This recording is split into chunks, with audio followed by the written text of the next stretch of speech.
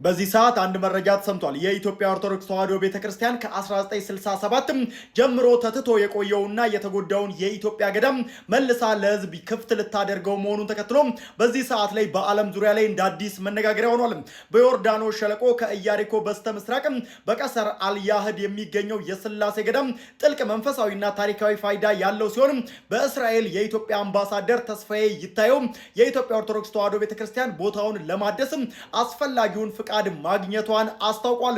ገዳሙን ወደ ነበረበት ለመመለስ የመልሶ ግንባታው ሂደት በመሳለጥ ላይ እንደሚገኝም ነው የተገለጸው። በእርግጥ ገዳማት ለቤተክርስቲያናችን ምንድናቸው? በዚህ ጉዳይ ላይ መረጃ ልስጣችሁ። ገዳማት የቤተክርስቲያናችን ስውር ጓዳዎችና የሚስጥር መዝገቦች፣ የመማፀኛ ቅዱስ ስፍራዎች፣ የቤተክርስቲያናችን ሁለንተናዊ አገልግሎት መሰረት፣ የተግባራዊ ክርስትና ምሳሌዎችና እንዲሁም ደግሞ የታላላቅ ቤተክርስቲያን ሊቃውንት መፍለቂያዎችም ጭምር ናቸው። ገዳማት መንፈሳዊ አገልግሎታቸውን እየሰጡ ትውልድንም በክርስቲያናዊ ስነ ምግባር እያነጹ ይቀጥሉ ዘንድ ደግሞ ገቢ ያስፈልጋቸዋል።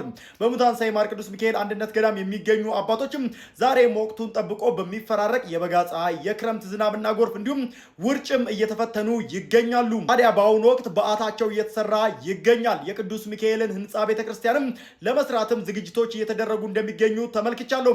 ሌሎችም ገዳማውያኑ በዘላቂነት የሚያቋቁሙ ሰፊ የልማት ስራዎች አሉና እግዚአብሔር በሰጠን ጸጋ ድጋፍ አድርገን ለስጋችን በረከትን እናገኝ፣ ለነፍሳችን ስንቅ እንያዝም። ድጋፍ ለማድረግ የኢትዮጵያ ንግድ ባንክና የአቢሲኒያ ባንክ አካውንቶች እዚህ ጋር ተቀምጠዋል። እንዲሁም ደግሞ ከታች በተቀመጡ ስልክ ቁጥሮች ይደውሉ። መልካም ቀን።